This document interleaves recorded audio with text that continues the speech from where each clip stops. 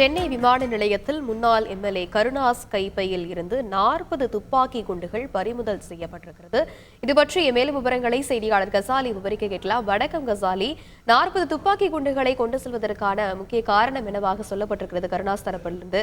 மேலும் இது சட்டத்திற்கு உட்பட்டதா இல்லையா என்பது குறித்த விவரம்.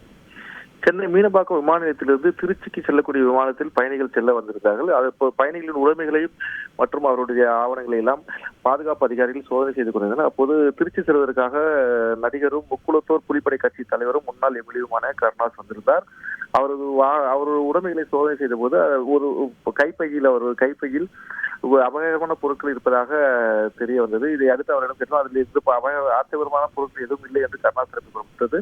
ஆனால் அதிகாரி அந்த பைகளை திறந்து பார்க்கும்போது 40 லைவ் துப்பாக்கி குண்டுகள் இருந்தது கண்டுபிடிக்கப்பட்டது.